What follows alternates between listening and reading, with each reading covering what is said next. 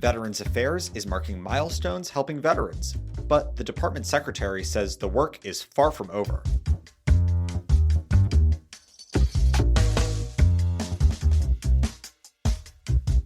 Produced by Defense News and Military Times, this is the Early Bird Brief.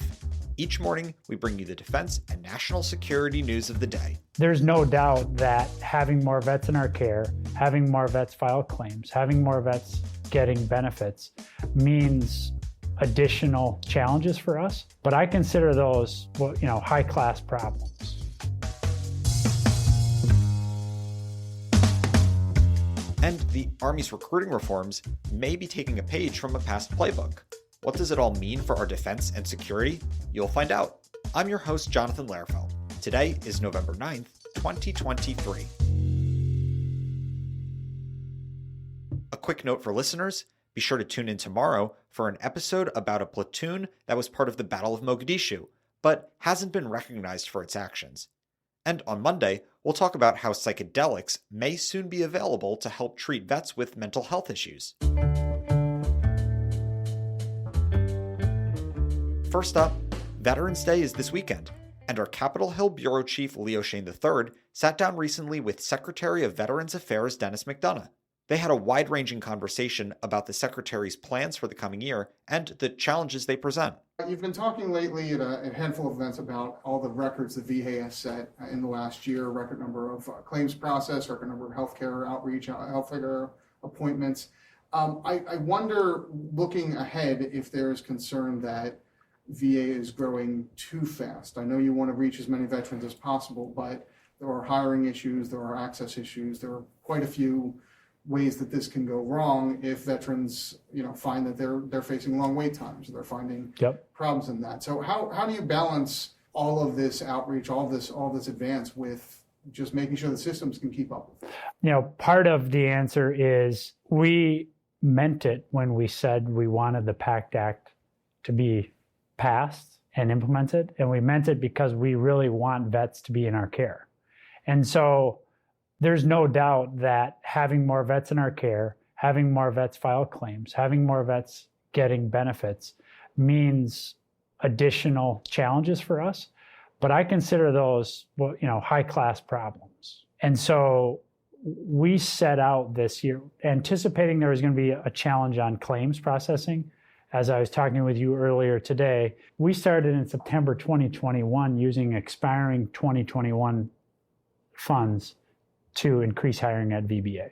And we've only continued that since, anticipating we're going to have more vets in VHA care. Last year, after the President signed the PACT Act, we made FY23 a year of hiring. And, we wanted to hire roughly 52,000 people. We hired more than 61,000. So we can see around corners, we can see what's coming, and I consider it a high-class problem if veterans are coming in and wanting to have a relationship with us. On the benefits side, yes, that's one in particular where you've done a lot of hiring. You said you've been investing in this, but you've also been upfront saying the backlog is going to increase over the next few months.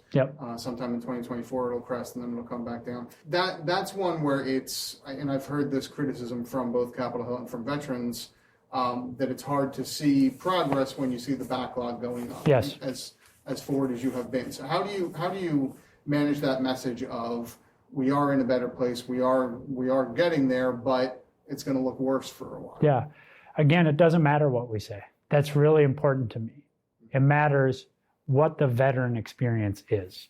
If we have veterans who are getting their claims resolved quickly, who maybe are not getting every claim resolved, oftentimes a claim may have 8, 10, 12 different components. And so if we can start resolving pieces of that and start getting veterans their benefits, even while we resolve the other pieces of that claim, the veteran experience there, the quality of life that veteran is experiencing is improving.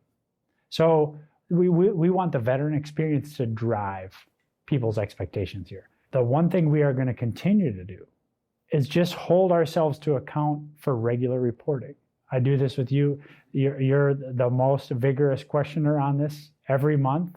And frankly, it was your questioning that led us to decide to put out every 2 weeks a dashboard publicly that says, here's where we are.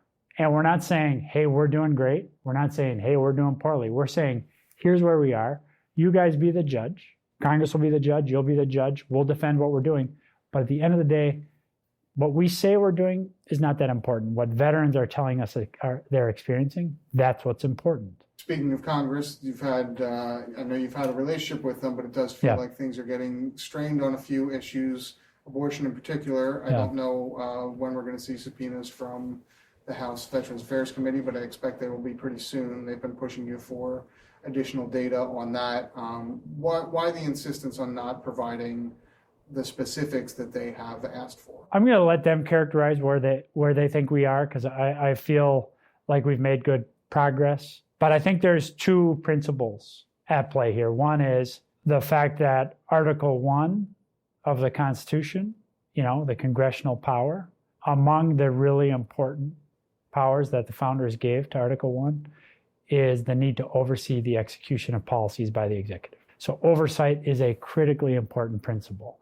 And you've heard me say this since the day I started. I've always said that oversight of us by our members of Congress, by our committees, makes us better. It doesn't make us worse. So that's the first principle. The second principle is a veteran has a relationship with her doctor. That relationship is a very important relationship. Think of the relationship that you have with your doc or I have with mine. I feel duty bound to protect that relationship. So that's principle number 2. And so far, we've been able to manage those two principles such that we are fulfilling our obligations, or we're fulfilling principle number 1 without compromising principle number 2. But I also know that if it comes to a point, we've not reached this point yet, if it comes to a point where those two principles are in conflict, I have to protect our clinicians' relationship with the veteran, because the veteran comes to VA with that expectation. In other news, the Army appears to have remodeled its recruiting reforms after a command that was dismantled previously because of budget cuts, not performance. For more on this, Army Times senior reporter Davis Winke joins the episode today. Hey Davis, for those catching up, what's been going on with Army recruiting? Army recruiting has had its struggles, which have been ongoing longer than many people knew, burst into the fore over the past couple of years when the service very publicly missed its accessions targets, which is the number of troops it needs to ship to basic training in order to keep the ranks filled. That led the Army to announce a series of major reforms to recruiting that are going to be rolling out gradually over the years ahead. They include creating a new career field for recruiters that's all volunteer and aligned with human resources. It also includes other changes, such as on the organizational chart, where now Army Marketing will report to recruiting, and Army Cadet Command, which oversees most of the Army's officer recruiting and accessions, will report to Recruiting Command as well, and Recruiting Command will become a 3-star headquarters that reports directly to the Army Secretary. Those changes are familiar to people who know the story of Accessions Command. What was Accessions Command, and why does it suddenly matter again? Accessions Command was a 3-star headquarters founded in the wake of 9/11, even though it had been identified as a need earlier than that aimed to take responsibility for everything that happens with a recruit until they make it to their first unit. The vision was that this command would oversee the marketing that woos them, the recruiting that brings them in. It oversaw the military entrance processing stations, or MAPs, where they would be screened and given their job. And at first, it also oversaw basic training and advanced individual training to get them qualified in their jobs before they hit their first units. Eventually, that command shifted a little bit over time. It had the initial training responsibility split off, but it maintained the cadet command, the marketing, and the enlisted recruiting side of things all the way until 2012, when it was eliminated as part of widespread budget cuts and belt tightening across the Army. The press releases announcing it celebrated the number of jobs that were being cut. There were later management reports crowed the fact that they'd saved $250 million by eliminating this headquarters. But what we found is that moment coincides with a terminal decline in the Army's ability to recruit. You see, the Army needs to recruit more people each year than it actually needs to go to training. It has a contract goal and then a ship to training goal. The contract goal used to feed what's called a delayed entry pool, which is people who are signed and waiting to go to training. Think of somebody who signs during their senior year of high school, but they can't ship until after they graduate, for example. The delayed entry pool, when a sessions command ended, represented more than 58% of the following year's recruiting targets. They were recruiting ahead. But over time, the Army started missing its contract goals and hasn't made its contract goals since 2014, which meant that it's had to borrow from that delayed entry pool over time. And nowadays, it's less than 8% of the upcoming fiscal year's recruiting goals that are already signed. And that's what led us to this point. The fact that the amount of contracts being signed hasn't been enough for almost a decade. And it took the Army almost a decade to get spurred into the drastic action that we're seeing today. And it appears that the study task force that looked into how to transform Army recruiting took some notes from the Accessions Command playbook when it came to making sure that marketing, recruiting, and cadet command all lived under the same roof. This seems to be a good thing, right? Were there any things that your sources were worried about? Yeah, there were. And I will say that everybody I spoke with for this story sees this as a important chance for the Army to get this right in an enduring manner. You know, they've now realized that if you don't have these functions coordinated together, living under the same roof, answering to the same boss who has the right expertise advising them, you're not going to have peak performance between these functions. Because Army marketing does not report to the same people as Army recruiting, and it hasn't been that way ever since Accessions Command was abolished. But what my sources are most worried about are two things.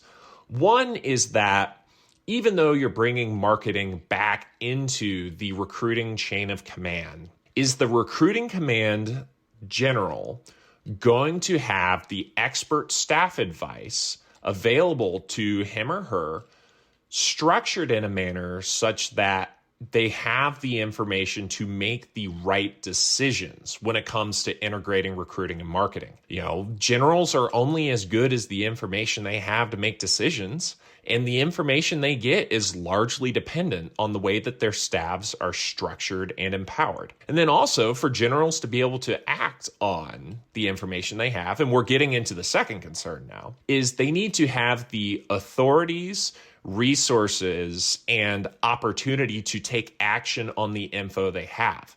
So even though they moved to have the recruiting command report directly to the Army secretary, is ostensibly going to flatten the chain to request new resources, as opposed to having to request it through training and doctrine command, where recruiting command lives now. There's concern that bringing recruiting command, which is in the field operating to bring people in underneath the direct supervision of people who are predominantly focused on policy for their day-to-day jobs, might turn into a bureaucratic quagmire.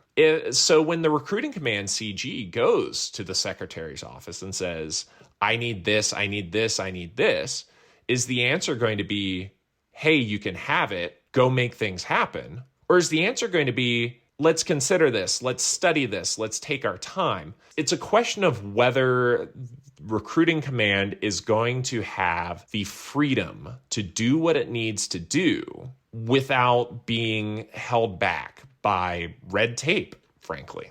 And that's what my sources, who included the former head of a Sessions Command, included the former chief marketing officer of a Sessions Command, and included the former director of the Army's current marketing office, they all identified resources and authorities as the key point of risk here. If the Army gets that wrong in their eyes, this experiment will fail. Thanks, Davis. For more conversations like this one, please like and follow us wherever you get your podcasts. Also on the radar for today, Latino veterans are more likely to be homeowners, reach higher levels of education, and earn greater incomes than their civilian peers. That's according to a new report from the University of California, Los Angeles' Latino Policy and Politics Institute. The study is part of a dataset that relies on information the U.S. Census Bureau collected from 2017 to 2021. Here's why it matters. Latino identifying veterans make up a growing share of America's former service members. The U.S. veteran population shrank by nearly half between 2000 and 2021. But the number of Latino veterans grew from 1.1 million to 1.3 million in the same time period, according to the report. Researchers expect that trend to continue. For context, the Pentagon reported in its annual demographics update that nearly 360,000 Latino and Hispanic service members served in the U.S. Armed Forces in 2022. Latinos are the military's fastest growing demographic, comprising about 17% of all troops in 2022. But those gains have proven uneven across the force and in the highest levels of military leadership. According to the Congressional Research Service, as of May 2018, about 8% of active duty officers who commanded units and earned more pay than their enlisted counterparts identified as Hispanic. And 2% of the general officers that lead the military's largest organizations likewise identified as Hispanic. And now, here are some other stories that we're hearing chirps about. The Senate Rules Committee will meet next week to discuss a move to end Alabama Republican Senator Tommy Tuberville's blockade on military promotions. If the Senate passes the proposed resolution, it would allow senators to confirm promotions in batches and with minimal debate, if the Senate Armed Services Committee has approved the nominees. This week, Deputy Pentagon Press Secretary Sabrina Singh gave an update on the number of individuals affected. There are now 452 nominations, which concern 448 general and flag officers at the Senate for consideration and that are currently impacted by Senator Tuberville's holds. Some of the positions that are stalled for confirmation include the 5th Fleet Commander, the Deputy 5th Fleet Commander, the Defense Attaché to Israel, and the list goes on. The committee hearing is scheduled for Tuesday. The Pentagon announced yesterday that the head of the department's All-Domain Anomaly Resolution Office, better known as its UFO office, will retire next month. And Russian President Vladimir Putin said Moscow and Beijing should expand their cooperation on military satellites and other prospective defense technologies.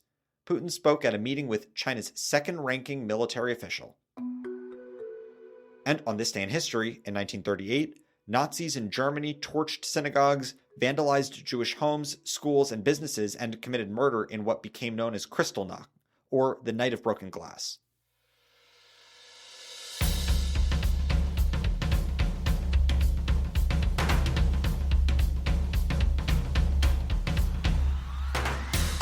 That's it for us this morning. To get more of the top stories and breaking news, go to defensenews.com/EBB to subscribe to the Early Bird Brief newsletter. Please give us a like, rating, and a comment wherever you get your podcasts, and be sure to follow us on social media at @Defense_News and @Military Times. The Early Bird Brief is hosted by me, Jonathan Lerfeld, and produced by Zimone Z. Perez. Today's episode features stories by Leo Shane III, Davis Winke, and Zimone Perez. Our editor-in-chief is Mike Bruce. Have a great day.